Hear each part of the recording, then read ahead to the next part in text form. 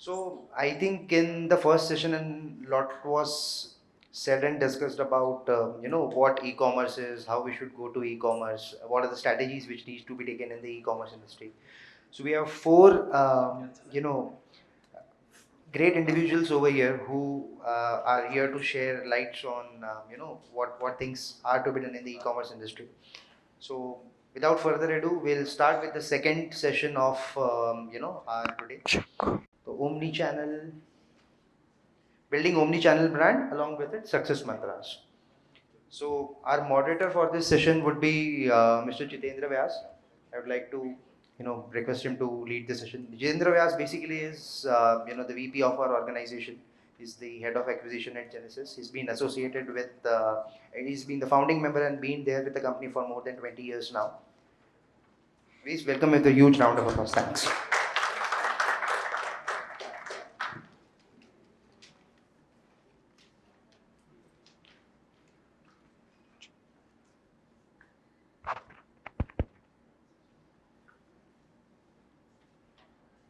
So I'd like to invite our first panelist, Mr. Ashish Katariya, who is Managing Director at Peppermint. So Ashish leads Peppermint, which is a leading kids wear fashion brand. It's available all over India in 250 plus large format stores like Lifestyle, Shoppers Stop, 100 plus multi-branded outlets, plus various online marketplaces. So before joining Peppermint in 2021, he spent 10 years in the software industry specializing in the customer data management and analytics. So please welcome Ashish with a huge round of applause.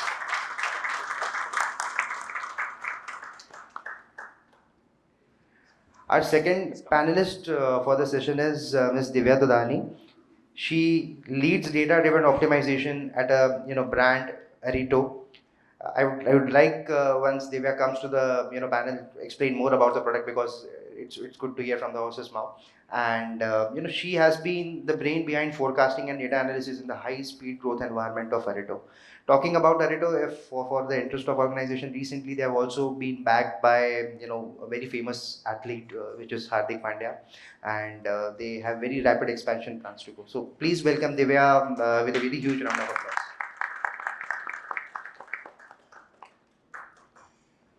Our third panelist for the day is Mr. Vikash Tripathi, CEO at Ugaoo. Ugaoo is India's largest and the most trusted online plant nursery which specializes in all your gardening needs. Ugaoo has won several awards in the recent past and the brand's growth journey has been truly inspiring.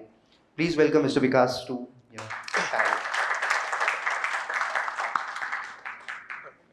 And regarding our fourth panelist, I have a lot of things to say. So Mr. Anirudh, who is the head creative and business development at Frank Educational Aids. So he's an award-winning game designer and he has been spearheading the incredible growth of one of the oldest toy manufacturers in India, Frank. He has designed multiple games including the award-winning Mind Your Word game, and he has been crucial in enhancing the online presence of this 40-year-old organization that has established itself as the top 5 brand of puzzles and games in India. With his knowledge of e-commerce, being an ex-Amazon category lead, he is looking to innovate, create, and market the best games and educational products in India and the world. So please give a huge round of applause and welcome Mr. Anirudh Gupta to the panel.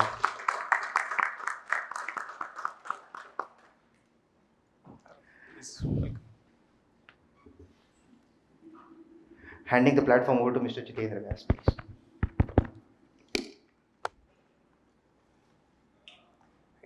Good evening, everyone. Very delighted and honored to be out here and to share the dais with all it is here. So without taking any of additional time, I know we are late. So let's start the conversation rolling. So probably wanted to understand from you, understand the growth of e-commerce business. So can you please highlight in terms of your experience and share how has been the growth of your organization in the last 3 years? So I'll start with Anirudh first.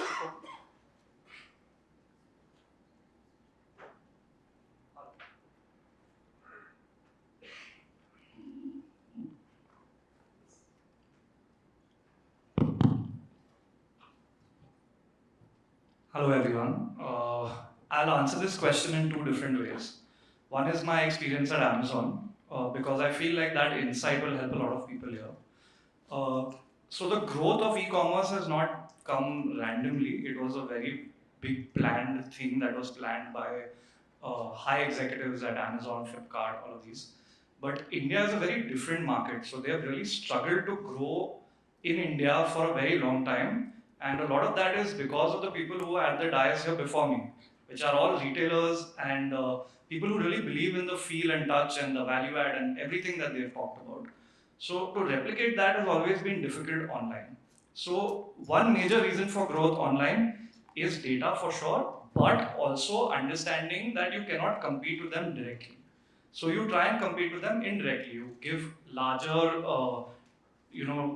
ranges of things. You have more options available. You give pricing which is more dynamic, and those are the ways where you compete with the offline side.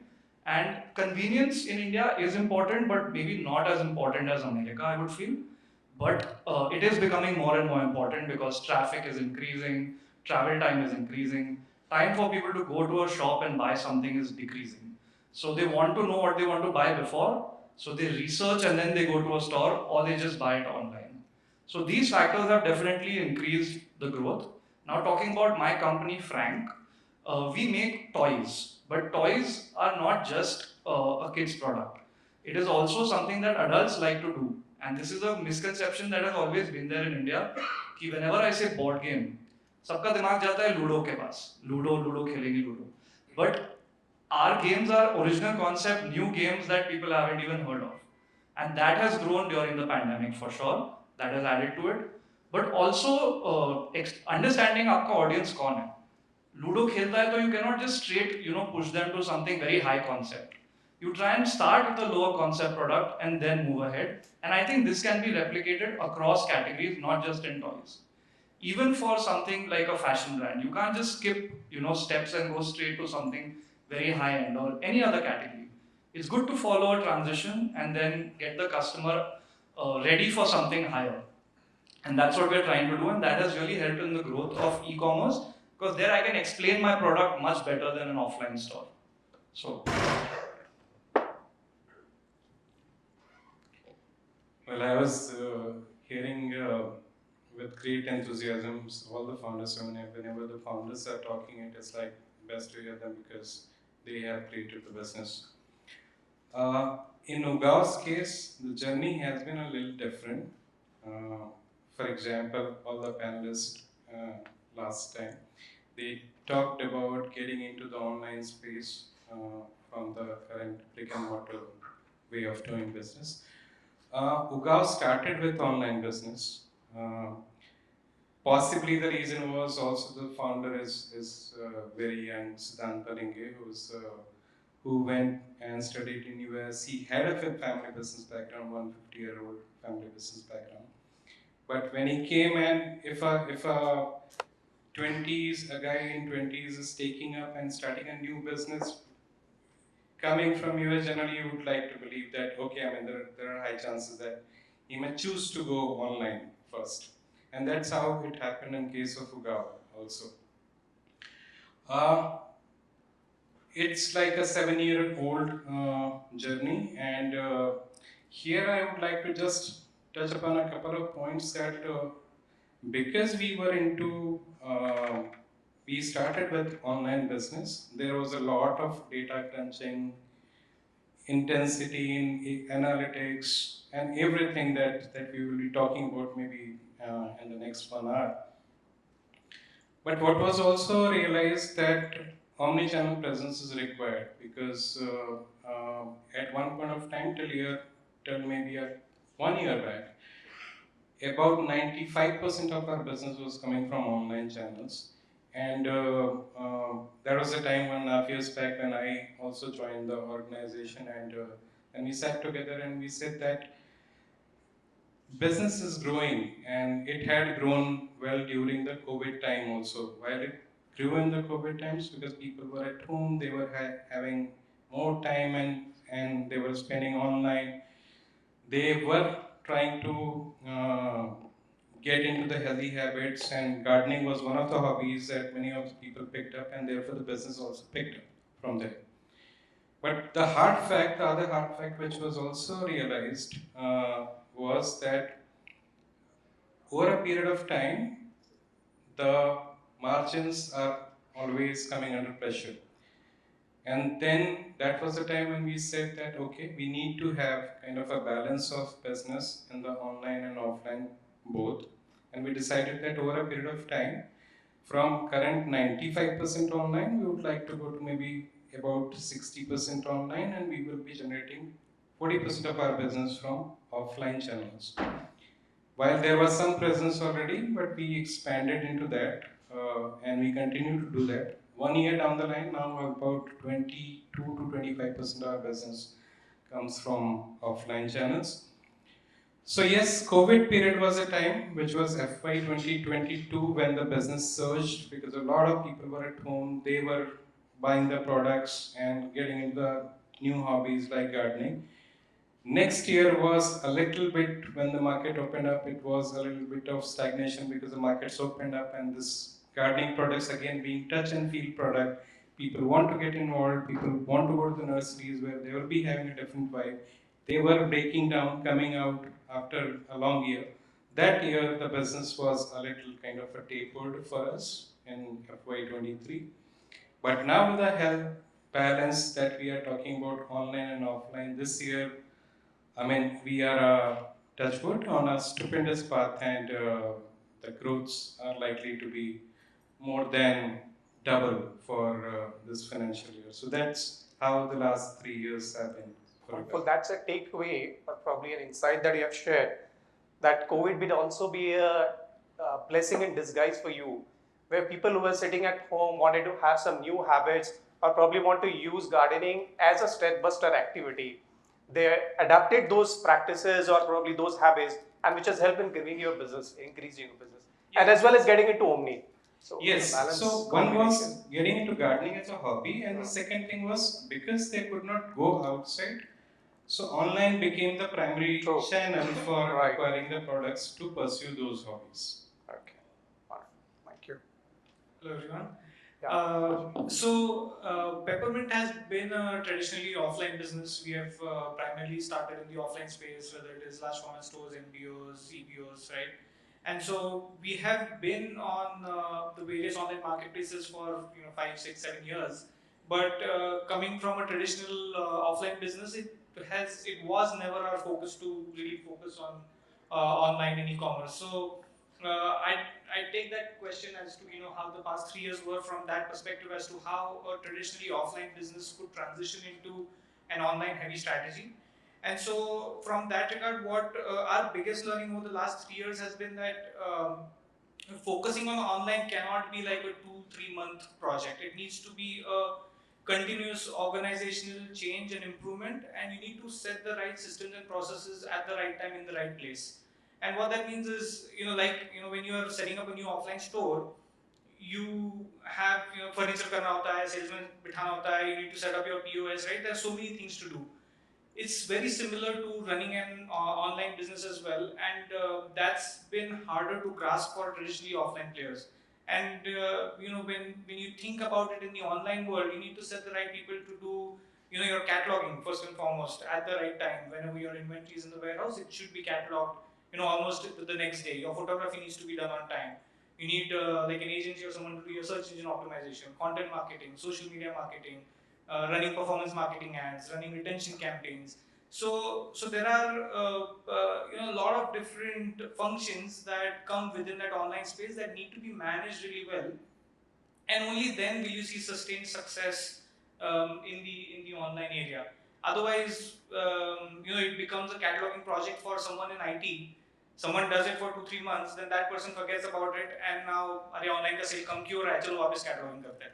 So it shouldn't be like that. It needs to be set up as a process, organization-wide, and it needs to be a cultural change throughout your organization that this is an important channel that we need to grow in, right?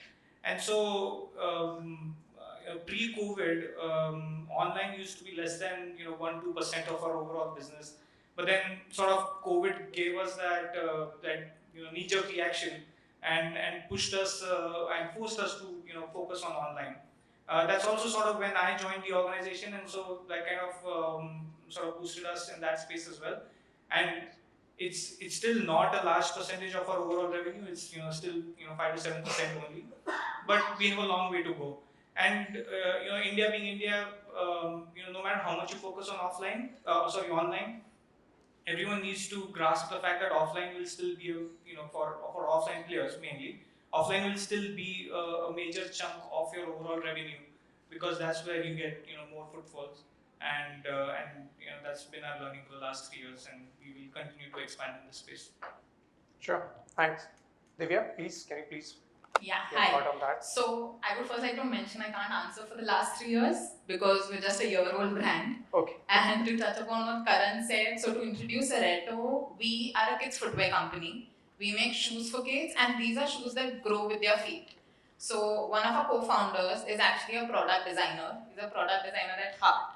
So while he was actually working on another project, he came across a problem in the industry which exists, that kids footwear is just basically shrunk down version of adults footwear, which should not exist as such because kids' feet grow every single day. हमारे पाँव बड़े हो जाते हैं, that is, so we continuously wear one single size. Whereas for kids, even as parents, we will normally buy probably a size bigger कि उनका पाँव उसमें grow हो जाएगा. So that is where Aretto was born from. They spent 2 years perfecting the product, and we launched in August 2022. So we're just a year old.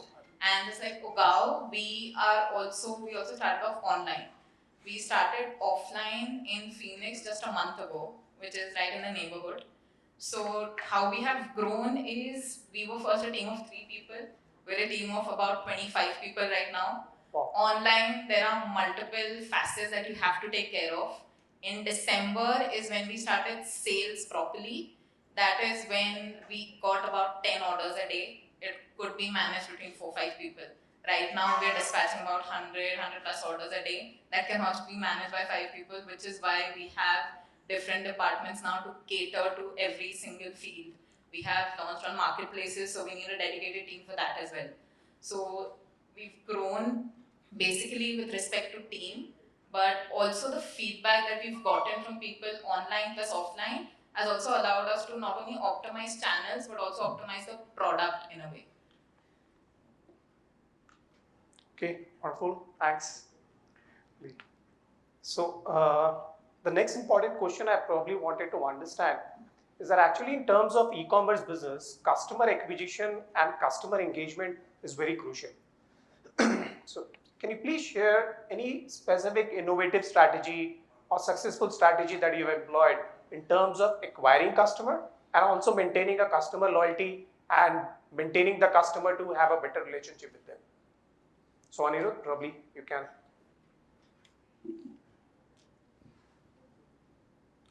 So I'm not a very data-driven person, but I think e-commerce has made me a little more data-driven.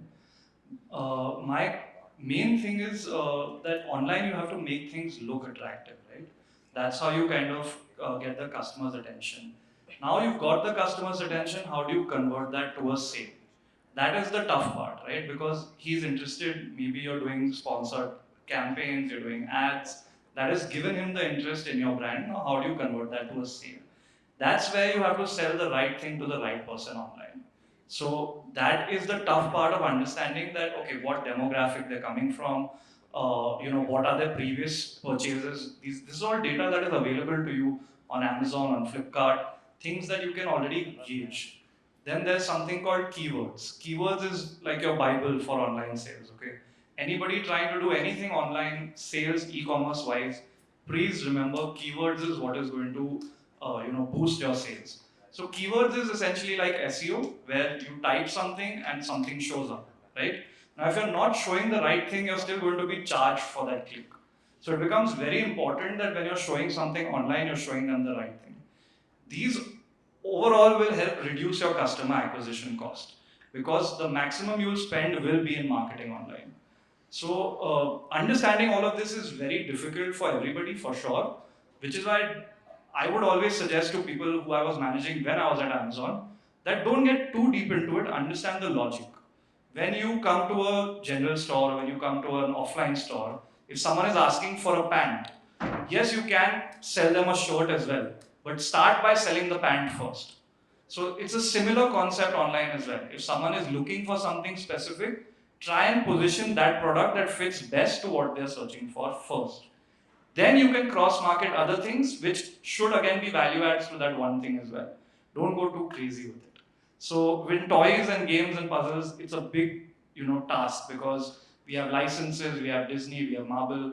They have like thousands of products. How do you cross market? So the way we maintained our customer acquisition cost is by reducing what kind of keywords you're targeting, negative keywords. All of these concepts are very, very crucial. One very important point is that this data is available, but the people to interpret that data is not as easy to find. So please, like whenever you're trying to get into any online business, find the people. You can theory, मैं जितना भी बोल सकता हूँ मैं बोल दूंगा, but उसको interpret करने के लिए someone has to be there. That interpretation takes time. That's the most crucial part, and that will reduce your costs overall in the long term by a lot. And any specific in terms of customer retention and customer services and for customer loyalty? So for loyalty for us, I mean, specific to our industry, we put pamphlets in every box because e-commerce hai, but product is still a physical product. So usme we try and showcase as many products as we can. We give discount coupons to as many people as possible. If you bought a product of ours already, we will incentivize you to come and buy another product from us because we see potential in that buyer.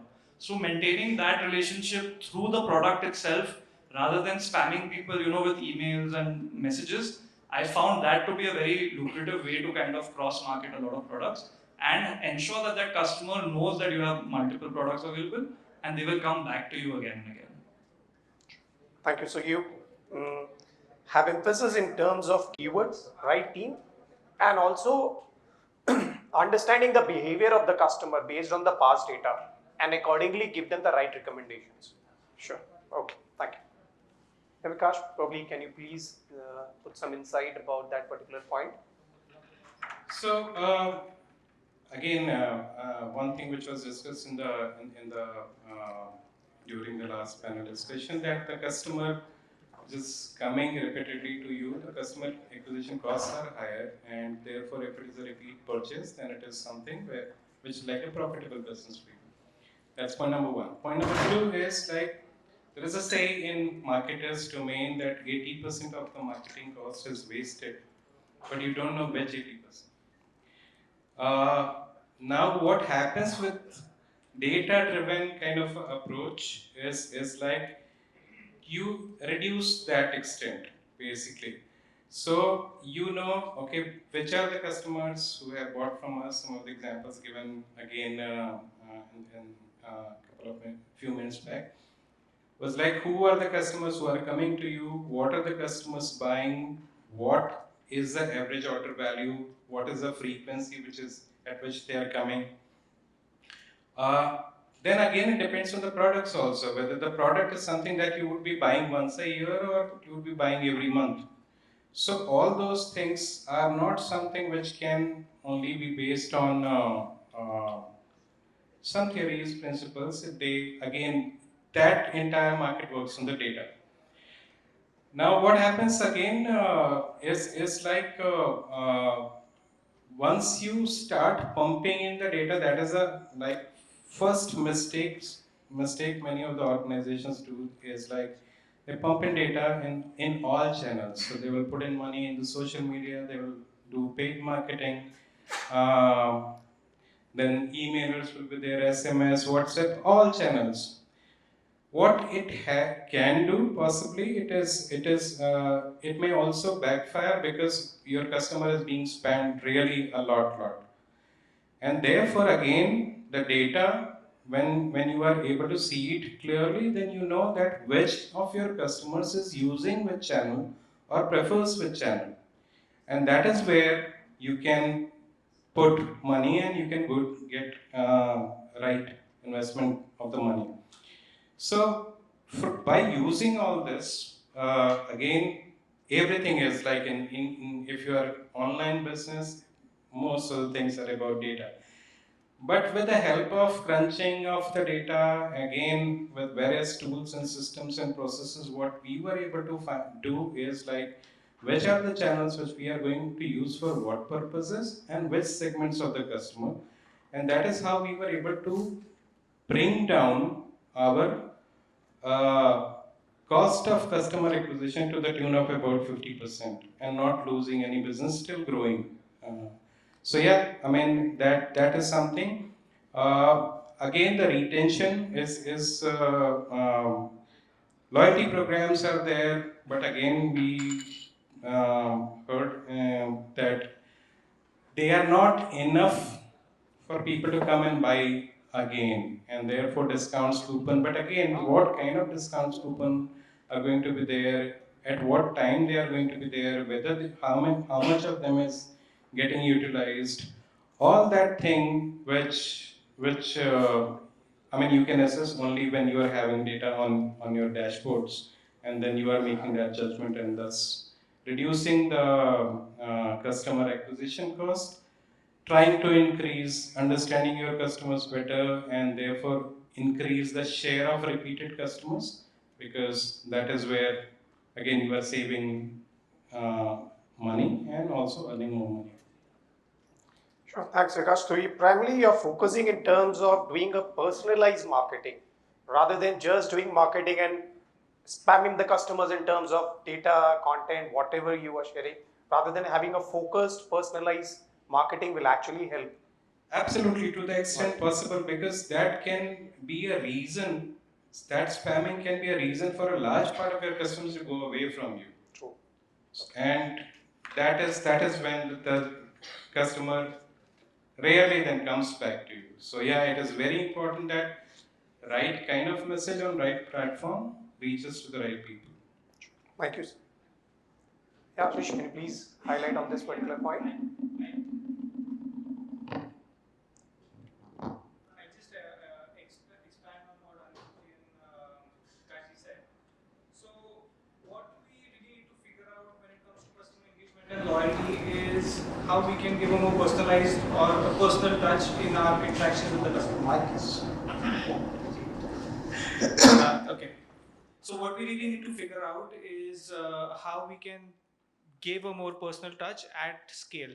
So when you have a brick and mortar store, when you have a physical store, and जैसे पिछले session में पिछले panel में discuss हो रहा था कि एक कोई सेल्समैन है वो पहचान लेता है अपने कस्टमर को और उसको एक पर्सनल एक्सपीरियंस दे सकता है because they know their personal preferences और they know the personal preferences of their customer. We really need to figure out how to do that in the online space as well through data and at scale. So when you are expanding your businesses in the online space, it is extremely important to do that at scale because you are not physically meeting the customer or you're not talking to them physically, right? So now how do you do that? So data is everywhere. Everyone, we talk about using data appropriately. We talk about how to interpret data and all of that. But even before that comes how you collect that data. So and how that data is kept. Is it kept in a usable form, or is it spread across 15 different spreadsheets and 10 different systems? In that case, it's not really usable. And one of the most important concepts is that as you're expanding your omnichannel strategy, when you're doing online and offline businesses, it's important to combine data from online and offline worlds. And the most important thing to do there is how you can merge your online and offline customer profiles. So if one customer is purchasing from your online store and the same customer is also purchasing from your offline store, they should get the same VIP treatment in both the channels. So let's say he has only bought once from your online store but has purchased 5 times from your offline store. When or vice versa, let's say he's a big online customer and he's only purchased from your offline store once, so he should get that treatment of a high LTV customer when he visits your offline store, and that can only be done when you are collecting data and merging them in one place. So that comes with the concept of creating your data lakes and how you maintain that data. So so that's one important point as to whether you're managing your data well. And then secondly, to read that data well, you need a good BI tool, right? And so it's very difficult to manage and maintain and read this data through Excel sheets and Google Sheets. Your team will spend a lot of time doing that if they're not been given the right tools to do their analysis. in a quick and efficient manner. And so there are a lot of BI tools, there are a lot of ERPs out there, there are a lot of but this point about managing the customer data, there aren't a lot of good off the shelf tools to do that. So it's necessary to hire good people to be able to do that, people who know what they are doing, and that will so if you have the data game right, then personalizing your campaigns, then ensuring that you're giving the right treatment to your customers, that becomes a lot easier. So it all starts with how the data is being managed, and that's what we are trying to do at Peppermint, and that's where we are I would say starting, because there are not a lot of startups that are sort of solving this problem, at least in India yet. So that's also one sort of hint to what new startups can do. Okay, wonderful. So you primarily emphasize in terms of data hygiene. So it happens like you have multifolds of data coming from everywhere. But what actually the data makes sense? Is that for important? You are saying that data hygiene is very important. Once you have the data hygiene, then probably have a common data and then accordingly do an analysis through a BI tool. Exactly right. Because unless your data is trustworthy, unless you can wholeheartedly say that yes, agar isme, this customer has an average order value of let's say 1700 rupees in my system, if you can't trust that, you can't do anything on that data. So making sure that the data can be trusted is an extremely important part of the entire process. Right. And that will lead to better customer engagement, better customer loyalty, right? Because when you're running retention campaigns, जैसे विकास जी बता रहे थे, it is a lot cheaper to reactivate an existing customer rather than constantly acquiring new customers. So abhi, for example, we make clothes for young girls. उसमें the customer as in the product life cycle is maybe 6 months, a year. So we try not to spam our customers, obviously, right? क्योंकि उसमें fatigue आ जाता है and then the customers might leave you. So what you really need to do is reach out to your customer at the right time. And so let's say a customer bought from you, a parent bought from you like 6 months ago, and that data is coupled with inventory data, where you can see that okay, a BA size mein we have a lot of products. You should be able to find customers or parents whose daughters are of the right age, where you have the right inventory, right? So this is what bringing all of that data together really does, is you can reach out to your customers at the right time, and that's what will gives you better that's what will give you better yielding campaigns. Okay. Thanks, Ashish. So Divya, can you please add upon on this point from your perspective? They have already covered a lot of it. I will be very specific to Aretto. So one of the things that we have in fact taken inspiration from offline, when we go to a shoe store, we're able to try on the size, sahi बैठ रहा है नहीं बैठ रहा है, typically ये जो लोग करते हैं कि सही बैठ रहा है नहीं बैठ रहा है. So that is what we've tried to take inspiration from online. So every time we get an order on our own website, what we do is a message right now, because we're able to do all of these marketing automations. But before all of that was in place, we would place a call to the customer, ask them for a reference size, either in European shoe size or a measurement of their kid's foot in centimeters, just to validate whether or not that the size that they have picked is right. Because we do understand the nature of the product is such that it might be difficult for people to grasp the concept of. Because when I joined, even I was a little surprised, like, juta badta hai, ye kya hota hai? So even I was like, then what size do I pick for myself, or what size would a parent pick? It can be a little tricky for them to understand. So that is one step. We do go ahead and we make sure that the size they've picked is correct. It also helps us because at times they can pick an incorrect size that will then go for an exchange or a return. So to avoid that as well, it's helped keep those numbers in control. It's helped us with also cancellations, because we don't cater to every single age range currently. We're from 1-year-old to 11-year-olds. It can be that an 11-year-old might also fit into the shoe size of what we would offer, let's say an 8-year-old, but that can only be validated once we have that data.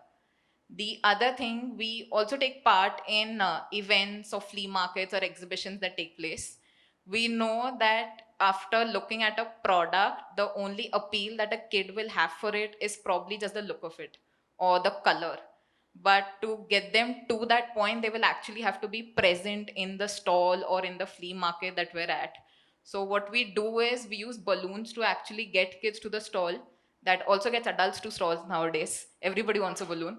So that is one aspect that helps us in building the customer experience. Whether or not they actually make a purchase is a later point, but it does definitely help them get into our awareness bucket, so they're at least aware that the brand exists. They might not understand what the brand does, but they know that if in the future they're thinking of making a purchase for a footwear, they're educated about this one also exists. So, Divya, one very important point that you have touched upon here is that which generally happens with all online brand, like everyone who once get the order probably are very happy and excited. Probably I got 100 orders, 200 orders. But also what an important factor is that whether that order will come back as a return or not. So that is a very important factor, because in online, the return ratio is quite high, which not only reduces your sale, but also increases to the cost, because the return is definitely a cost and we have to pay money out of it. So to ensure that the return does not happen and the customer also ensure a better experience, you are doing a proactive order validations. So that is something very important point that you have touched upon. So similar thing where you are doing in terms of footwear, probably in terms of garment or any other category, which is a very relevant point that you have touched upon. I'm sure not everybody does it, but if you are doing it, definitely it's a good point and definitely a good learning for all of us. Thanks, definitely. So in the similar line, we are all talking about marketing, and probably wanted to understand from you, because we all know to grow any online brand, social media is definitely a very critical factor and it's a must to go. So can you please share any of your experience about any successful social media marketing campaign or any of the other unique marketing campaign that you have done, which has helped you in terms of enhancing sales and also increasing customer experience? If you can specifically give some examples about either from your brand perspective or any of our other brand perspective, would be definitely help to all of us. So Anirudh, can you please touch upon those points?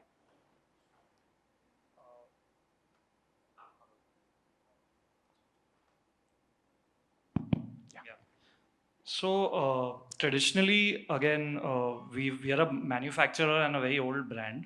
So convincing everyone to go into social media was something very difficult to start with. And social media is like this monster, you know, jo, how to crack it, kya kare, viral hona hai. But people who actually do the business, they understand that a lot of that doesn't convert to actual business, you know, doesn't actually convert to profit. So what I understood very early on was social media is a necessary evil, but try and utilize the money you pump into it smartly. So a big thing that has worked for us is videos. Now, when I say videos, you'll again think kuch viral ya kuch, no. Simple product videos are very, very underrated as marketing tools. Product videos where you're simply explaining what the product is, also showing it in a beautiful way, is a very, very underrated concept. सबको लगता है कि ठीक है celebrity तो बहुत बड़ी बात होगी, but you want to show it in a very fun way. नहीं, ये ज़रूरी नहीं है. Customer के पास शायद इतना time भी नहीं है कि आपके इतने सारे videos देखे. उससे better है showcase the utility of the product, showcase the value of the product, showcase what all is in the product. If a product is of, like I would say, toys, so एक board game में कैसे खेलते हैं, क्या क्या जाता है. Similarly, sporting goods में I think is a big plus point कि you show how the product is actually used by somebody. And similarly, fashion may be how it's worn by somebody, how it actually looks, how it fits. These are things that are very underutilized. And I think e-commerce is also catching up to this. Amazon, Flipkart, everybody has videos now. So one is an advertisement. वो एक बात हो गया. One is a product video. Both are important, but I give preference to a product video. And that through your social media is a plus point. Because then the customer sees what your product is about, he can easily figure out everything and he doesn't waste too much time. Then if you're able to beautify that, that's an added bonus. Well, I think it will depend. Every category will be having all kinds of brands, and there are some brands which are like social media heavy. We are also one of them. Ugaoo has more than 3 lakh Instagram followers, and if we compare it with any other competitor in our category, it will be about 25,000, 26,000. Because one of the facts is that people are there simply at this point of time. They are consuming information from there. They are spending 2 hours, 3 hours, 4 hours from there, over there. So that is point number one. Point number two is, while the product information is absolutely essential, but what is it for which they will keep on getting engaged with you or keep following with you? For that, you will have to, like we said, that the products have rationals, but the brands have emotional. And therefore, the emotional way of touching or being with your customer is definitely one way. Third is the reach which you can create. So, for example, if you, I mean, one of the challenges in the retail industry for that matter is like when you are opening a physical store, you know what kind of a pain and what kind of investments they're going to be there. Any mistakes and any assumptions that we make may go off, and then the cost that you pay is like very high. And for top of the funnel, which is like creating the awareness, because the social media has matured a lot over time, you exactly know what is the age group that you are targeting, what are the cities that you are targeting, what are the customer preferences you are targeting, and therefore at least you can create the awareness of your brand. After the customer consumes your brand or engages with your brand, of course that loyalty or preferences will be developing, or for sure later on. But to reach out that kind of a scale that it provides is something which is like non-ignorable. Basically today if you see everything which happens, there are purely online business, and everything is coming, the business is converting either from Google or from the social media. Hardly 10% of the business is coming directly from their own websites. In our case, about 20, whatever business we get from, let's say, website, about 25% of the business comes from the social media. So yes, it's an effective platform. It is something which is there. It's a reality. People are consuming a lot of content over there. Your content needs to be like what kind of content people are consuming, and therefore that engagement or that awareness gets developed, which may finally lead to the conversion. Yeah. So that's Thanks. my take on Yeah, Ashish, social. please. So before we move to, I think, Peppermint, when you're talking about Ugaao and social media, so I'm not sure, Vikash, whether you have done that intentionally, but your store of Bandra has been doing multiple rounds on social media. So that's a very good example. I mean, myself, I saw some video of your store in Bandra, how beautifully the store is placed. And that, I think, leads to a lot of, impulsive buying of the customer, going ahead, visiting the store, trying out the new product, seeing what variety you have. So Absolutely. that's a blend of offline and online, which I could say. It's a fantastic point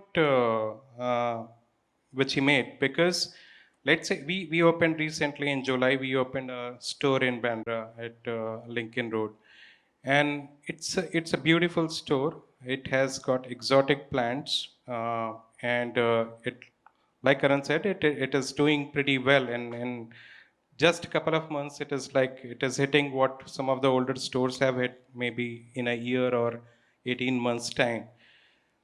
And one of the contributing factor is like, that this is my age group. For example, a lot of women are our customer. We had always targeted the millennials to be like our core TG. But how do you reach them? I mean, physically, how do you communicate to everyone that okay, Ugaoo is there with the store in Bandra, or in Bombay there is another store is open? The fastest, quickest, and the most assured way of doing it is the social media, and therefore that synergy comes in wherein people come. Another interesting fact which is I would like to share with you guys, that millennials were like online buyers, and they continue to be, and large part of Gen Z is also online buyers. But Gen Z is also something which is moving towards brick and mortar and touch and feel a little more as compared to the millennials. So it may happen that they consume or they get the information that a store has opened online, and then they go and shop at your store. So yeah, I mean that's a perfect example of the synergy which can be obtained between online. Yeah, so we actually did something similar as well. We looked at what most of our social media engagement basically came from, and they came from two things. One of the most received inquiries for us on social media was, okay, I want to buy this product. I saw it in a store. It's not available. Can I have the price and can you ship it to me? This was number one. And number two was actually, can my daughter become a model for Peppermint? Which was which was very surprising. So what we did was to convert this into real world engagement. We once or twice we have done fashion shows for little girls where they would basically wear Peppermint clothes, and if they won the fashion show, we'd convert them into a model for Peppermint. So that really helped us build a strong connection with parents, and kids also had a great time. So we found a way to essentially convert our online social media engagement into meeting people offline and having real world engagement as well. So that has worked for us multiple times, and from time to time we continue to do it. And that is also one way our sort of following keeps on increasing on Instagram and various channels. Wow, wonderful, wonderful idea to do a social, probably a fashion show for kids. Probably they would also enjoy and they will also get an opportunity to become a model. Wonderful idea. So one of the things we've actually done is consistent. So we've been posting every single day, regardless of what the post has been, just to maintain that visibility. One of the other things is we've tapped into micro influencers that are present on the channels, because for a consumer, looking at a mother currently who's going to be buying a product is a very reliable source for them to also make that purchase, because hearing it from themselves and the influencer validating the product itself is going to be a very trustworthy purchase for the consumer on the other end. Right. So you've touched upon on the point related to consistent posting so that you're always visible to the customer. Every single day without fail. Wow. Yeah. Okay. So how do you ensure, like we also spoke about the point that this should not be completely just pushing off informations. And the other side, like probably we're talking about that we need to post every day. So how do you balance out to ensure that we are always visible, but at the same time we are not bombarding with terms of informations?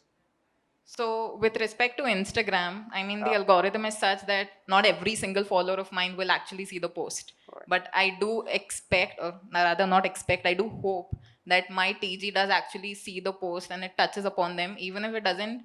Not every single post is meant to be a sale. Not every single post is meant to be a convert. It could just be awareness. It could just be like we just passed Teachers' Day. It is just to show that appreciation for teachers. It is just to have probably also build that brand equity where they can connect with the brand as well. So there's a different purpose for every single one that is built, which is why we do plan months ahead that this is the purpose of every single post that we do. Okay, wonderful. Planned marketing activity and consistency. That's basically, sure. Thanks. So the next question probably I wanted to understand, we also spoke about Omni, but just wanted to understand in detail. We know there are a lot of online brands who have gone into offline, and there are various brands like of Lenskart, Nika, Mamaearth, who have started online and then gone into online, and there based on that they have seen a great success story. We also know there are a lot of brands who started offline and then got into online. They also seen more success stories out of it. How do you see this omni sangam of this online and offline? I'm specifically mentioned this as sangam because initially it used to happen that there are brands who are online. They say, okay, I'm online. I have more specific strength of my own. I have my USP, and there are offline brands. But now getting into this online and offline, which is making a blend and sangam of it, how do you think that it is changing the dynamics of the business, whether it is good or whether it is bad? And if it is good, that probably what you think is making a difference out of it. So Anirudh, can you please add upon on that? So I just wanted to talk about the last point also quickly, that the beauty of the online channel is that each person here and each company here looks at social media and marketing very differently, and they all work. With offline stores, there was only one particular way that you could go. It was a lot dependent on what you're showing in the store and what the salesperson there is doing for that person. Here, like for us, we don't do heavy social media, but I do great videos for e-commerce because e-commerce is where I see better conversions than social media. Similarly, Vikash sees it differently. And it's always changing and you're always evolving. So this is the beauty of Omnichannel, is that when we were an offline brand completely wholeheartedly for 35 years, I mean, we were barely not, I would not even say 0.1% of our revenue was online till 5 years ago. So when I joined the company, I saw a big gap there because I saw Amazon and Flipkart growing. Now, either you can be part of that growth or you can rebel against that growth, right? So people did rebel and some people, drowned, some people still survived. We chose to go with the flow and ensure that we are positioning ourselves well online as well as giving a value add to our offline partners as well. So we don't have retail stores. We work with a lot of distributors and retailers. So we ensured that it's not like we're giving them a step-brotherly treatment, nor is it that online is becoming too important for us. So both channels had to work simultaneously. This could be having a separate range for online, having a separate range for offline. That is something that we worked on. Also looking at our customers online, we saw that a lot of parents, a lot of individual corporate clients or people who are working a lot more than offline, where we saw parents were a lot more. So targeting our products towards those customers became an important part of omni-channel. And now we've reached a good point where neither vertical is become our main channel. Both are equally important to us, and we're working on cataloging for online, similarly cataloging for offline. So it's all now in one big, conglomerate. So two quick points. One is that why omnichannel is important or is relevant. First point is that when you are getting the information, that may not be the point when you need the product, right? And therefore the points of awareness, point of engagement, point of conversion may all be different. Now, it may happen that you consume the information, you come to know about the brand, you come to know about what is better about it, but your need is different. And if you are having a retail store or a physical store which is nearby, you may prefer to go there and purchase it directly by looking and touching the product. There are different kind of products also. I mean, like for us, it is like very touch and, like I said, that very touch and feel kind of a product. And 90% of the market is still unorganized market where people go to local nurseries and buy the products there. So there are a lot of customers who would engage with your brand, come to know about your brand, but would like to go and shop at the local nursery, because that the whole vibe is different. I mean, you are amongst the plants and the vibes that you are getting over there is not possible in the online domain, how so much you try. So those points of truth, moments of truth as we call it, may differ, and therefore having a omni-channel presences can make sense. Now, the second point is, like all the channels are not going to be equally profitable, all the channels may not be profitable as well. So it is also about what you are looking at. So if you are looking at scale, for example, then of course the online becomes a better way. Marketplaces like Amazon definitely come on top of that. You can scale things up quickly over there. You may not get the best margins possibly over there, and then you choose or make a balance that, okay, this is the channel I'm going to use for scaling up my business, whereas for margins I would rely more on to, let's say, my own store or a SIS kind of a model, which shop in shop or shop in store, store in store kind of a physical model. So all channels may not always be profitable or may not be equally profitable. Different channels may serve different purpose. Places like marketplaces, you may help you give visibility across the country or across the markets that you want to play in, but you may get better margins maybe at the physical stores. So what it does if you're having both is it provides you levers to operate with, and you say that okay, if I cross this threshold, then entire gross margin is going into the EBITDA, and therefore uh, I would like to touch the scale first, and after that whatever comes in additional comes in from whichever channel becomes profitable for me. So, thanks. So basically what you add upon out here is that, sorry, is that being an omni actually gives you a balancing, like where the customer is consuming information online and then taking the advantage of touch and feel offline. So which actually gives you a benefit in terms of business.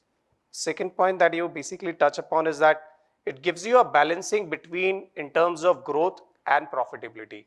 So if you want to scale, focus more on growth, go heavy on online, but at the same time maintain your bottom line, then probably focus also on offline stores. Great, thank you. So Ashish, can you please add upon on this point? Yeah, sure. So the other angle of what was already mentioned is Omni really enables you to create unique customer experiences. So like we were discussing earlier, it's all about convenience, right? And so when you have an omni-channel approach to your customer base, it enables a different level of convenience for all of your customers. And so it enables use cases like, buy online, pick up in store, buy online, return in store, buy in one store but get it fulfilled from another store if the stock is not there, or even buy online, reserve in store. So all of these use cases basically ensure that you are available everywhere for the customer, because the customer is omnipresent, so you also need to be available wherever the customer is. And that is where it creates a connection where the customer knows that this brand is really looking out for my experience, and that's how you build loyalty and engagement with customers. Sure. So really touch upon the point related to it gives basically a customer convenience. And since the customer is omnipresent, so probably as a brand, we also need to be omnipresent. Sure. Yeah, Divya, can you please add upon on this point? So, like I mentioned, the events that we do earlier, they primarily started as a point for us to probably, even if we don't have converts necessarily, we might just get to hear customer feedback. So that is how we kicked off with our first one. And eventually we started doing that every weekend. And we did realize that this is something as a field that we could venture into, and one that we can, number one, interact with the customer firsthand. Number two, they're getting the product right there when they're attending this event. And number three, the problem of exchange, return, all of that is being catered to because they're trying the shoe right there. So right when it was when they were asked in session one what helps them open a retail store, they have to take such a big decision. For us, it was, we know that events work; they are an offline model for us. So that gave us the conviction that we can open a store, and we know that we will be able to run it in probably not 100% capacity at first, but we do know we have the strength to kick it off right off the bat. And we were already present online. That is how we did start. And eventually we did start going on marketplaces, probably because primarily because they do already have the customer database, and we just need that reach to get to them. We need that awareness to be built on their platforms. Great, thank you. So along with all the benefit that we spoke about, the additionally which you have added upon, it also helps you get customer feedback. Right, thanks. So the next question probably I wanted to understand from you, because technology is an integral part of online and omni-channel business. So can you please share any of your strategies that you are applying in terms of technology innovations, or something in terms which is you're looking at in terms of enhancing your product acceptance from the customer point of view, or increasing your sales? Any specific technology innovations or strategy that you are specifically planning for? So Anirudh, can you please? Sure. Okay. Yeah. Kashi, can you please? Okay, so the latest one is Ginesys itself, because what we realize, a couple of things are very critical in our business because the product is perishable. And you can keep a product in a store for maybe around a week, and by then it needs to go out. Otherwise, it will be having its like if not taken care of, there are lots of nuisances about it, watering and even the lights and all. So the second thing is the transportation, because there is a lot of damage which happens because it's a live product. So why we decided to again collaborate with Ginesys, because we did feel the need of a CRM which gives us a very clear picture about the inventories. Number one. Number two is what needs to be available, what is moving out, and again regionality comes into the play, because in different regions different products may be picked up, so what needs to be shipped where. So that is one way technology of course comes into the play. So logistics, like we in any retail business, is like it's a backbone. I mean, if that is one thing which is sorted, then half of the battle, we may say, is won. So while because of online presence, had we were using technology extensively for remarketing, reaching out to the customer, but inventory, product availability, logistics, all these were the reasons for which we needed to find a solution, and that is where we onboarded Ginesys, and we are into the implementation phase. But we are very sure, I mean, because the kind of visibility of the data that you get, it gives again a lot of levers to play around and make sure that the damages are minimum, the inventory is the bare minimum that you can keep, things reach in time, so perishability is taken care of. Yeah, so that's one of the areas that I think technology again is going to help us big way. Ashish, can you please add upon on that? So internally at Peppermint, one of the issues and challenges that we face is that we are in a very so we manufacture all of our product in house, and it is one of the hardest product categories to manufacture in garments or in fashion, because it's girls, right? Boys and men is a lot easier because your variety of fabrics is a lot lower. Women is also easier than girls because there is not a lot of size variation. But with girls, the number of cuts and silhouettes and fabrics and sizes and the inventory, the way it is spread out, it's one of the hardest product categories to not only sell but also to manufacture. And so what and so we also I mean, it's a fashion based product, right? It's not a core product like t-shirts and jeans. So one of the biggest problems we face is how do we do creation at scale. So we produce close to 1,000 styles a season, and we make close to 3,000 styles a year, and after that we go through a selection process, and we don't manufacture all of them, but our design team creates about 3,000 styles a year. And so let's say we have to produce about 1,000 styles per year. How do we go from it's easy to manage that creation process in the boutique where you have one designer and you are just creating 5 to 10 garments. But how do you do this kind of thing at scale where every garment is different with a wide variety of fabrics? And so what we have done is we have built some internal tools that are a combination of what an ERP can do along with like a to-do list. So it's very hard to manage a team of like let's say five to six designers along with like 7 to 8 merchandisers and have them coordinated in a way that if a certain garment needs to be produced, let's say it has 4 different types of fabrics and 8 to 9 different types of accessories, whether it is zip, button, lace, and various things, right? So all of those 12 to 13 different things need to be in your warehouse at the same time. So they need to be sourced at the same time, and when you're doing this with 500 800 styles a season in a very compressed amount of time, how do you do this at scale? So for that, one of the biggest challenges we had was when a merchandiser comes to work every day, they need to be able to look through their things of to do things and know what style is a high priority, because ये garment का main fabric घर में आ चुका है लेकिन इसका matching fabric अभी तक नहीं आया है, so we cannot issue it in production. So they know what styles to basically follow up on with the customer. So we have built some internal tools to do that, and again there is nothing off the shelf to do that, so we have had to build it ourselves. So that's one way where we are technology enabling our organization. The other thing that we are doing from a marketing and sales perspective is that we are building customer segments in an automated way. So we are collecting all of this customer data, but we obviously don't want to bombard our customers with campaigns on every channel. So it's important to engage with customers on channels that they are active on, and also at the right time. So let's say a segment of 1,000 customers really buys from Peppermint only during discount period. So we don't target them when it's not a discount period.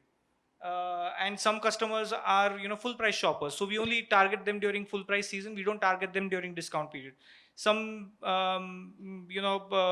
girls or some parents only buy pink dresses. So we are collecting all of these preferences from buying behavior, because you can't really ask the customer this information. You need to kind of gauge that from what they have bought in the past. So we are essentially creating these automated segments by looking at various factors of where they buy, when they buy, how much they are spending, what their lifetime value is, and then building our campaigns around those customer segments, so that it gives us the most personalized experience, and also we are not bombarding customers with campaigns. That's what we're doing. Okay. Thanks, Ashish. Yeah, Divya, can you please add up on So this just a couple of points. Number one, inventory management was starting to get a little bit of a hassle for us, because at first it was just our website. It was easier to upload inventory all on one channel, but when you unlock channels and it's a manual application of stock across every single one, that is a huge hassle, which is where Ginesys came into the picture. And like Vikash sir mentioning, we are in the process of implementation right now. Number two, and a lot of brands do this nowadays, is we have a WhatsApp bot for us. So the process of ordering online, which otherwise a user would probably do on the website, can also be done on that same WhatsApp number. Because as a behavior nowadays, when you ask somebody for their number, you also assume that that same number is also present on WhatsApp, which is what probably also helps them when they call our customer care line. They can see that same number on WhatsApp, reach out to us, and they can also shop on that same WhatsApp number without leaving that chat. So it's a seamless journey for them. It's a seamless journey for us as well, to be able to track where that particular order has come from, to also understand how the customer is behaving, whether they do prefer to shop on the website, whether it's easier for them to shop on WhatsApp itself. So, and the other thing, like I mentioned, the size confirmations, those used to happen by call before. So a call would go out to every single one, whereas with after onboarding with the CRM system, we have been able to automate that as well. So we're also able to gather customer data on that platform. Okay, wonderful. Thanks. Nish, can you please want to add on this? So a lot of the points have already been mentioned. Inventory management, I think, is the key for everybody here. Automating that has really helped our business a lot. One tool that I would like everybody to try is Helium 10 or anything like that, which is for keyword optimization. So it gives you a good insight on which keywords are selling the most, which keywords are working the most, and this is primarily on e-commerce platforms. So if you're looking to build on an e-commerce platform, I think your campaigns will learn a lot from a Helium 10 like software, and then that can be implemented in your own campaigns, and that can be automated as well then. Sure, thanks. I think the last point which I wanted to cover up, I'm sure everybody, which I believe everybody out here in this particular room would actually be having in the mind, because we all are talking about online, we are talking about marketing, we are talking about social media, which is basically like pumping money. So I wanted to understand from you all, because we are all talking about heavily cash burn e-commerce business, where there are so much VC funded e-commerce companies, be it a marketplace, which probably we know there are a couple of marketplaces which are not even profitable since a decade as well. Plus D2C brands not even profitable even after 5 years, 10 years also. So how probably you think, or any specific financial or any marketing or a strategic that you have applied in to ensure that you maintain a sustainable profitability and growth?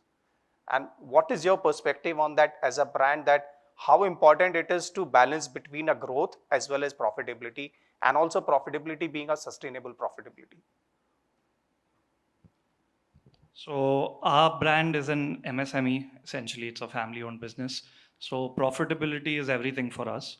And I feel like that interpretation of data that I talked about, invest in a person who can understand that data and help you implement it in the many ways that have been mentioned. That is something you should not, not spend less on, because there are very few people who can understand the online game very well across different channels, whether it's a marketplace channel, whether it's a website, whether it's social media.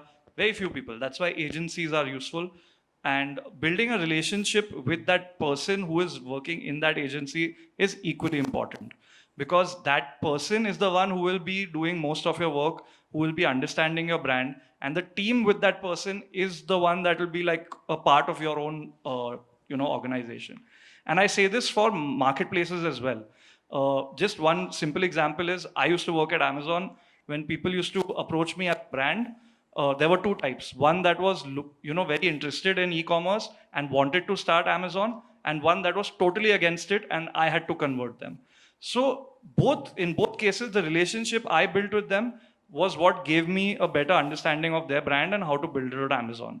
So understand that these are big corporations, but there are individuals that are working in them. So if you're able to build that kind of understanding, it will save you a lot of money and time. And secondly, I mean, this goes without saying, uh, understand where you want to pump in that money. I mean, you can pump it in everywhere, but will it be most useful to you? If you're looking to brand build, then yes, social media is a great platform. If you're looking more at profitability, then yes, e-commerce and campaigns and SEO is a big platform. So it varies from category and scale of your company and what you're looking to achieve online. And I think it goes without saying that the last point that I would like to make is, keep track of your spend. Overheads, there's no limit to how much overheads you spend, right? But keep track of it. Like, you can easily lose track. Okay, you feel everybody is doing this one trend, I should also get a part of it. But keep track of how much you're spending and chasing that one trend or chasing that one particular avenue. Right. So you actually touch upon a point, is that basically to seek help from professional agencies who can not only guide you in terms of optimizing your marketing, but also helps you to optimizing in terms of your spend as well.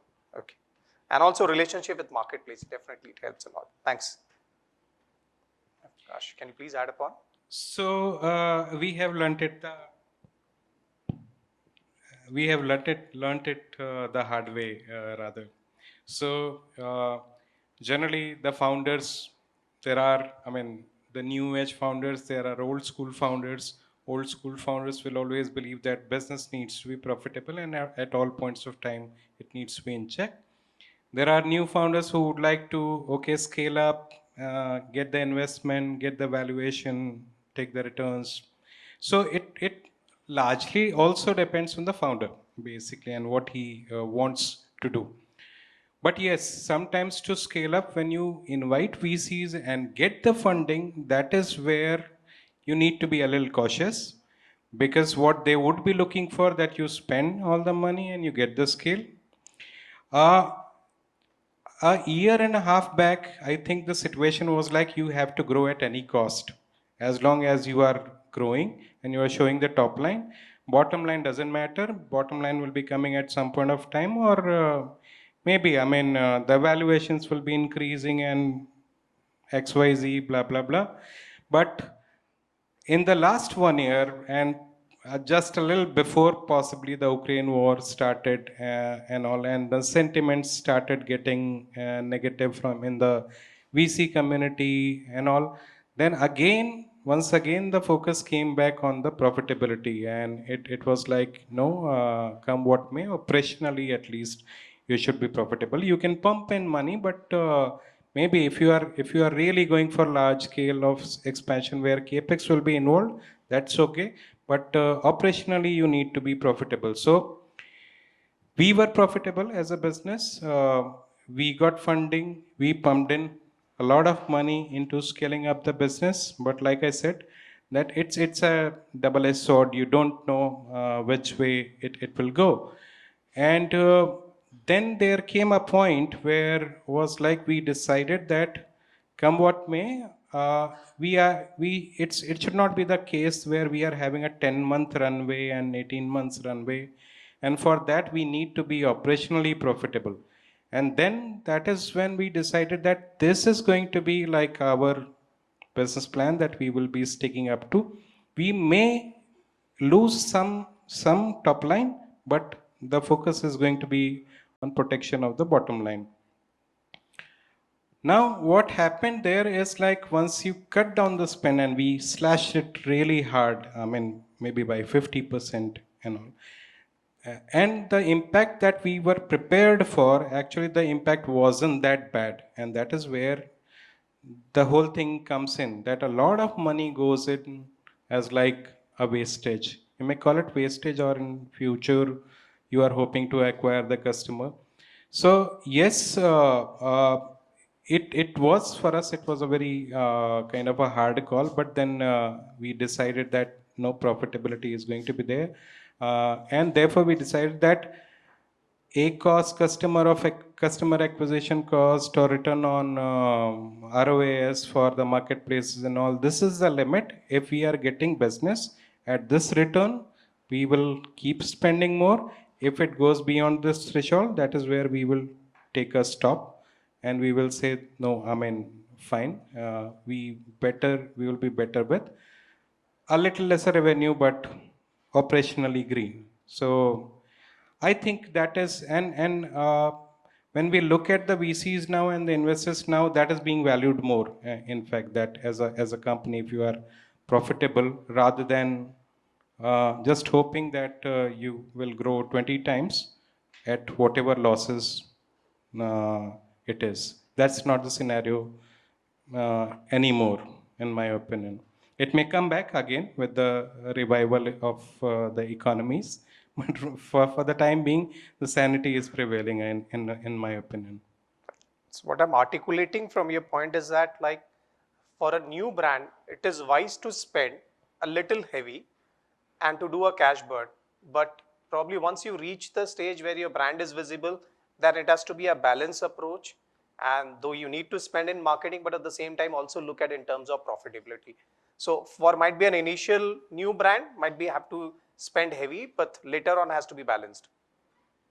So it is about the call till where you are okay to burn, because many a times we do it in the wrong hopes and all, and uh, that cutoff should be clear in every organization's mind, that this is where the threshold is. After this, I will Resistance stop. towards hyper growth. Yeah. Sure. Thanks. Yeah. Ashish, can you please add more on that? Yeah, so I think, like Vikash ji mentioned, COVID was a rude awakening for everyone, right? That, bottom line is extremely important, profitability is important, and I mean, we obviously still live by it, and we want to live by it as well. And bottom line is everything in today's day and age.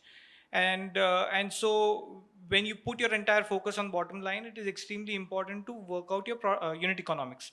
So, and that unit economics could be different from channel to channel, whether it is your sales channel or marketing channel. So let's say if you're, so let's say we operate in about 3 or 4 different channels, and the unit economics is completely different for an MBO versus a large format store versus an EBO and versus the online channel. And what that means is that our marketing or ad spend needs to be different on each of those channels. And at the end of the day, it's difficult to justify that you could be losing money on one product but you will make it on some other product. But it's the approach, because you don't have a lot of control over what quantity you will sell in each product, right? So you can't say that अच्छा इसमें थोड़ा पैसा गवाएंगे लेकिन यहाँ पर पैसा कमा लेंगे, क्योंकि अगर जहाँ तुम पैसा गवा रहे हो वही तुमने you sell 10 times more than where you're actually making money, that entire strategy fails. And I see a lot of founders sort of falling prey to this strategy. And so that's why at Peppermint we ensure that the unit economics for every single product works out on every sales channel and every marketing channel. Otherwise we don't make that product. The other thing that we do is I think the entire industry focuses a lot on customer acquisition and not as much on retention. So naya customer acquire karna is always going to be much more expensive than retaining your customer and converting that person into a repeat buyer. And and while most companies track like customer acquisition cost and conversion rates, not a lot of companies hold a lot of importance for your customer retention rate. So customer retention rate is also something that companies need to track from time to time, because one way to think about it is, let's say you have a bucket of water, and that bucket sort of holds all of your customers. Now let's say that the bucket has a couple of holes at the bottom, right? And you are constantly going to pour more water into that bucket, and you are, because of the holes in the bucket, you are losing water at the same speed as you are pouring water into that bucket. Will you first fix those holes, or would you keep pouring more water into that bucket? It's obvious that you would first need to fix those holes, right? What that means is you need to retain your existing customers and convert them into repeat buyers before you spend a lot of money in acquiring new customers. So that sequence of things is often missed, because let's say if you have a product issue, let's say you have a quality issue, and because of that your existing customers are not becoming repeat buyers, your money that you're spending into acquisition is going to be a waste of money, because those customers are not coming back to you. So it is extremely important to sort of fix those leaky holes in your bucket, ensure that your current customers are coming back to you, and then have a lot of spend on your acquisition side of things. uh, the third thing is that you need to brutally track your return on ad spend and your return on marketing spend. So ad spend is typically for acquisition, marketing spend is typically for retaining your existing customers. So tracking your return on ad spend and return on marketing spend will sort of tell you for your specific business if Google ads is better, or Facebook ads is better, Instagram ads is better, YouTube ads is better, Google Maps ads are better. I mean, there are so many ad properties out there, but not everything works for everyone. And so it's important to sort of understand where you're getting the most return on your ad spend, and that's how you can optimize and keep your ad spend in control. Thanks. So probably you're trying to balance out in terms of your ad spend and marketing spend. Sure. Okay. Thank you. Yeah, last. Divya, can you A please lot add of it on? was already mentioned. I Right. will just highlight a couple of points. So, like they rightly said, you will have to keep optimizing every time. You will have to keep reassessing what is working for you, what is not working for you, what is giving you an ROI. You will always have to keep seeing what is a right investment for you. Because also, until you don't actually put out an asset, for example, let's say in an ad, you won't actually know whether or not a particular type of asset is working for you, because you have so many different types. You might have a product focused one, you might have a lifestyle driven one, but you don't know what will actually touch with the customer, what will work with the customer. So reassessing at regular intervals will also probably help you gauge an understanding of what works for your brand, what doesn't work for your brand. Sure. Thank you. Yeah. Vikash. So just I felt really impulsive about this because the word which is often what we call as a loyalty. In my experience, loyalty is very different for online and offline customers. So when you say your offline customer, if you are having a retail chain, it's quite likely that for years the same person is coming to you and buying, and his family is coming and friends are coming, he is bringing along and all. That doesn't happen in the online space. What we rely on to there is something which is a concept called LTV, which is lifetime value. It's a very vague concept. First of all, okay, assume that your customer will be consuming from you for 5 times and all, but today's generation and options available, people want to try new things and all. Average loyalty of a customer remains for 8 to 9 months, and beyond that loyalties start shifting in the online space, because so much is available and affordable, and they would like to change things.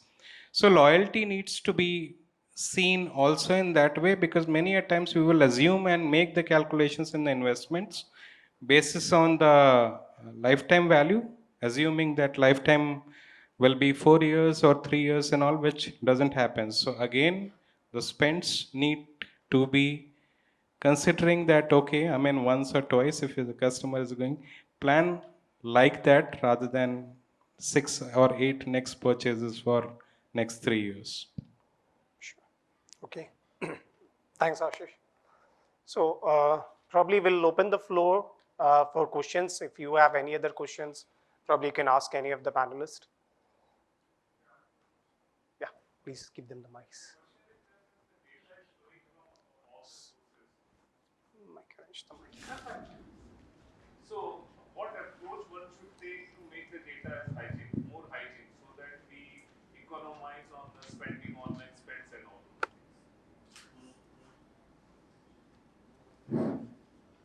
I'll take that. Yeah, so there are some tools available in the market that will let you transform data before it is ingested into a data warehouse. So, some ETL tools like let's say Fivetran or Airbyte, they allow you to move data from one place to another, and tools like dbt allow you to hygienize your data, and that could include things like ensuring the phone number is accurate. So let's say if you get a phone number from a customer, and if it's not even 10 digits, it's useless, right? So you might as well get rid of that data. Or if you know that an email address is spelled incorrectly, let's say it is spelled gmai.com, you know that needs to be converted into gmail.com for it to be actually usable. So you can create a list of such kind of rules to make your data hygienic so that it can actually be used. Which is the recommended, and whom would you recommend? There is actually a long list of tools that you can use. There are a lot of options available. But dbt is a tool that is doing pretty well in the market right now. It needs to be self-hosted, and you can sort of transform data and fix it while it is being ingested into a data warehouse. Thank you.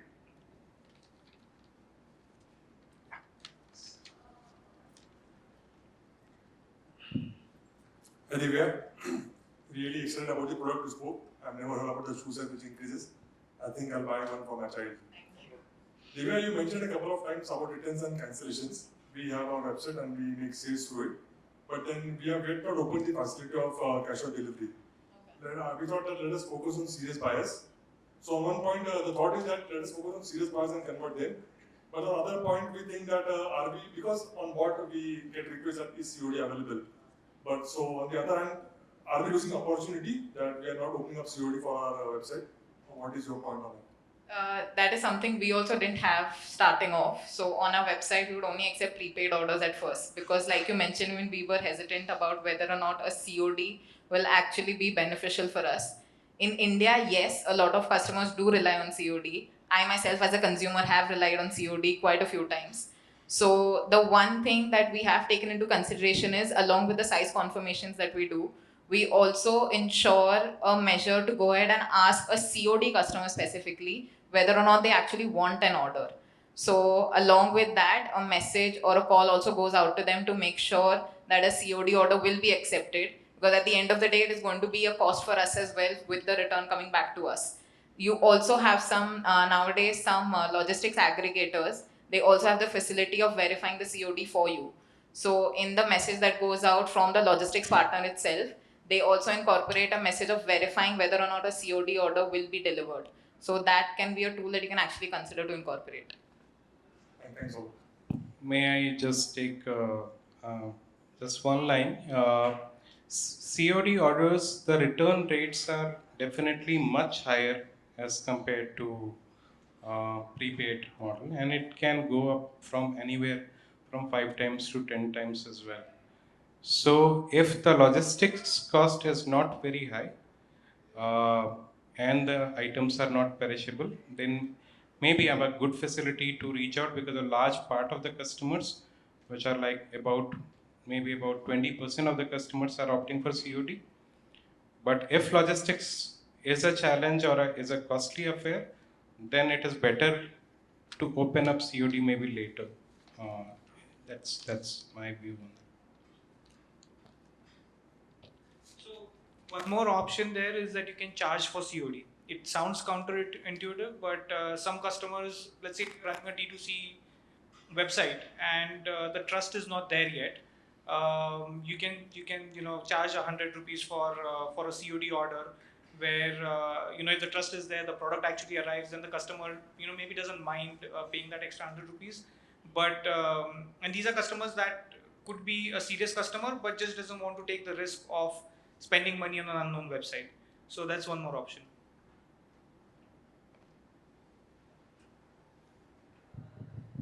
My question is for Ashish and Anirudh, because you guys were on offline first. So what did your e-commerce team look like starting out, and what does it look like now?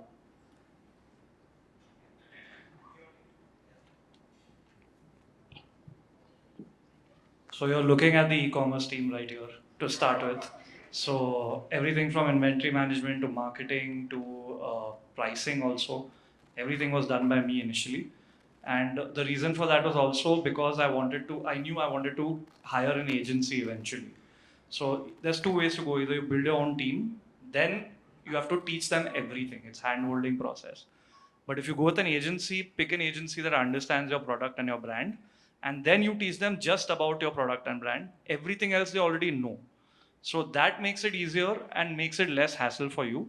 But yes, I would also say that it's like a psychologist. Like see 2-3 agencies, see which one works and understands you the best and understands your product the best. And then maybe 5-6 years down the line, when you also understood how to market your product online, then you can definitely start building your own team. And that was how we did it, at least. And, sure. I mean, the agency route definitely works, but it's a mixed bag. It may or may not work because you're very dependent on the agency. So, 2-3 years back, it was a 1 or 2% team. It is today. Today, it's a 4% team. But we do almost all of our development and everything in-house because we have been fortunate to have that expertise in-house. That may not be the case with every company. So it really depends on what size the organization is, what expertise is in-house, because IT talent is very expensive these days. And because I come from a software background, it was a little easier for me to do everything in-house. But if it's a traditionally offline business, that might be a little bit harder. So that's one angle to think of. The other one is also, how online plays into your strategy. So if you just treat it like another channel, yes, you want to have a presence and you want to do some business online, then it might be easier to give it to an agency. But let's say you are serious about the omnichannel strategy and you want your offline and online to work really well, then it's better to invest in in-house talent and take the longer term approach. The progress will be slow, but you'll have more control over that entire strategy in the longer term. So it depends on where you are at. Sure. I think we are done for all the questions. Uh, Thank you everyone for being a very, very patient audience, first of all, and thank you to each and every, panelist, speaker, moderators for, I think the session was intended for 1 hour, but I think both of the sessions got a very engaging response from all the panelists. A huge round of applause for everyone, the panelists, the speakers, and everyone. I would now request Jitendra Vyas to facilitate all the, panelists, followed by the vote of thanks.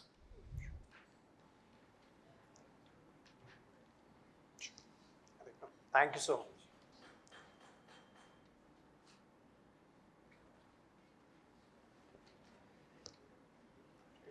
Thank you so much. Pleasure.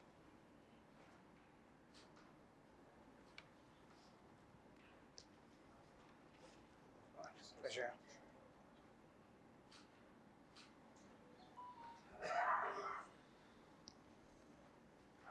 It was really pleasure.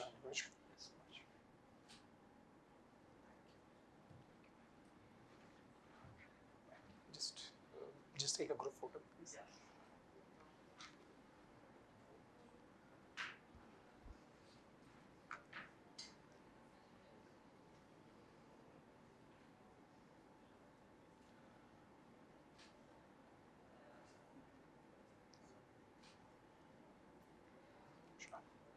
Right, sure. I would like to thank you, all of you, for taking out of your personal time and join us for this event. I'm sorry, very delayed. Really apologize for the delay, but it is definitely a pleasure to have you all. And we look forward for other more sessions in coming down in the future. Pleasure. Thank you so much. Pleasure. I think we can head down to the dinner section. It's just outside. And thank you.